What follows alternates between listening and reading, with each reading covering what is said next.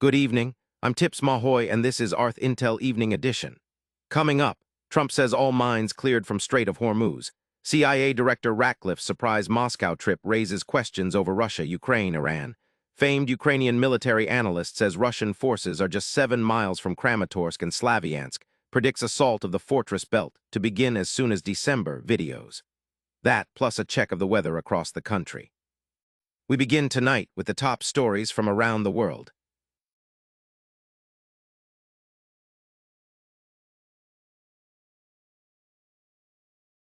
President Trump says the U.S. Navy has removed or detonated all mines in the Strait of Hormuz, the strategic waterway Iran has largely kept closed since the war in the Middle East began on February 28. In a post on Truth Social, Trump warned that Iran has been notified that any ship or boat placing new mines there will be immediately and systematically destroyed. There has been no comment from Iran on the claim. Before the war, around 20% of the world's oil and liquefied natural gas passed through the strait, and its closure has caused sharp swings in global oil prices. CIA Director John Ratcliffe made an unannounced trip to Moscow on August 25th, according to U.S. officials who confirmed the visit to Rferl. Flight tracking data show a U.S. military transport aircraft flew from Joint Base Andrews through Latvia to Moscow's Vnukovo Airport, then departed later that same day. It's the first publicly known visit to Russia by Ratcliffe since becoming CIA director, and officials say the purpose remains unclear. They declined to disclose who he met or what was discussed, and the CIA and White House have not commented. The trip comes as U.S. efforts to end Russia's war in Ukraine have stalled, and as tensions escalate over Russia's ties to Iran. Analysts consulted by Rferl speculated the visit could relate to Ukraine negotiations, Russia's support for Iran, or the status of Americans detained in Russia, though they stressed this was speculation. Ukrainian military analyst Oleksandr Kovalenko says Russian forces have advanced to within 12 to 13 kilometers, or about 7 miles, of the twin fortress cities of Slavyansk and Kramatorsk in Donetsk Oblast.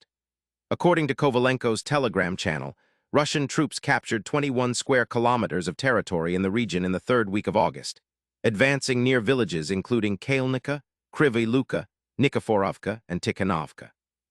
Kovalenko says he expects an intensive Russian push into Nikolaevka by the end of August, and warns that if the current pace continues, Russian forces could begin infiltrating Slavyansk or Kramatorsk by December. The analyst says the area urgently needs reinforcement, warning that once infiltrations begin, sending in additional garrisons and troops will not solve the problem, but will only stretch out the inevitable. Turning now to politics.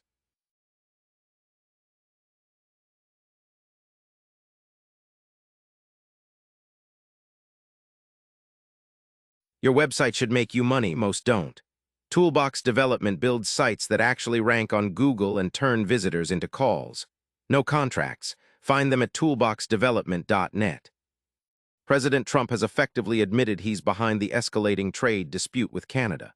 Speaking with CNN's Jim Ciotto after Canada announced retaliatory tariffs on U.S. goods, Trump was asked about Canadian officials' claims that last-minute demands were inserted into negotiations.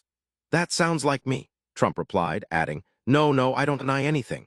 They have to pay a fair amount. And if they don't pay a fair amount, we won't make a deal."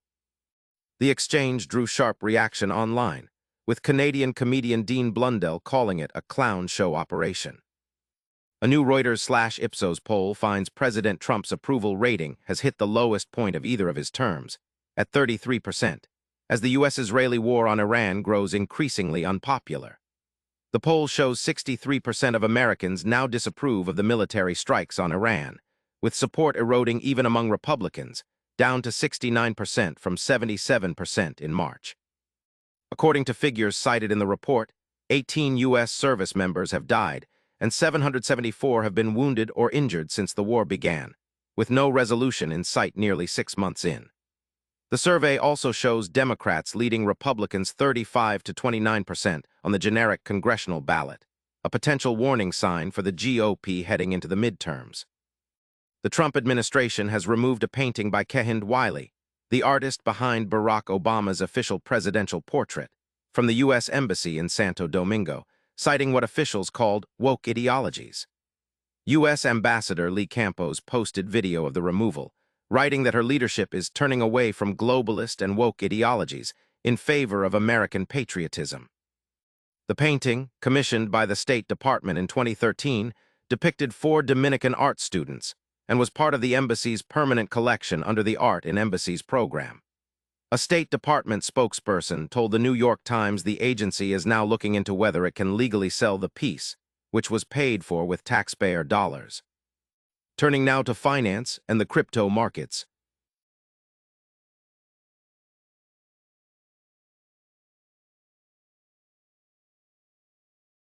This spot is available. ArthIntel reaches a daily news audience on the Evening Edition and across ArthIntel.com. To advertise with us, visit ArthIntel.com. Wall Street ticked higher Tuesday as falling oil prices eased inflation worries in the bond market. The S&P 500 gained 0.3%, the Dow added 160 points, and the Nasdaq rose 0.7%, with Nvidia and other AI-related stocks leading gains. Brent crude fell 3.6% to $87.27 a barrel, its second decline after 13 gains in 14 days, even as the Trump administration announced new sanctions on Iran.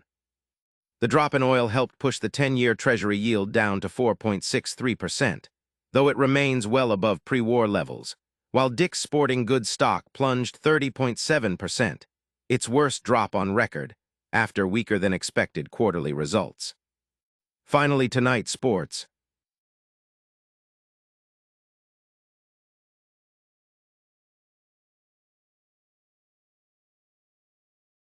The Big Ten and SEC have both moved to ban former NFL players from coming back for a 5th year of college eligibility.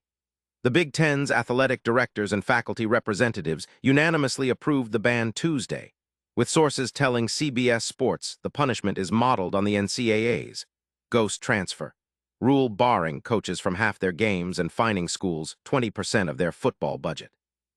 The SEC followed with its own unanimous policy that same day, expanding the ban to cover NFL, NBA, and WNBA players, with Commissioner Greg Sankey given wide authority to determine punishments. The moves come as LSU has drawn attention for pursuing 2 former NFL players, and as the Big 12 and ACC consider similar bans of their own. The Chicago Sky have banned former NBA center Enes Kanter Freedom from Wintrust Arena, according to team owner Michael Alter. The move comes 2 days after Kanter Freedom was ejected from Sunday's game against the Indiana Fever following a verbal altercation with Sky guard Natasha Cloud, during which he began walking toward the court. Alter says he spoke with fans seated near Kanter Freedom, who told him the trash talk started with Kanter Freedom and appeared aimed at provoking Cloud. Alter says his ticket was purchased under a different name and suggested a third party may have gifted it to him, while Kanter Freedom says he plans to continue attending Fever games using tickets bought under his manager's name. And finally, here's a look at temperatures across the country right now. It's hottest in Phoenix at 112 degrees, while Chicago is the coolest spot on the board this evening at 70. That's ArthIntel Evening Edition for now 9 stories coast to coast. I'm Tips Mahoy for ArthIntel Signal Over Noise. Don't miss our next broadcast. Like, subscribe, and enable notifications now. Find more in-depth reporting at ArthIntel.com.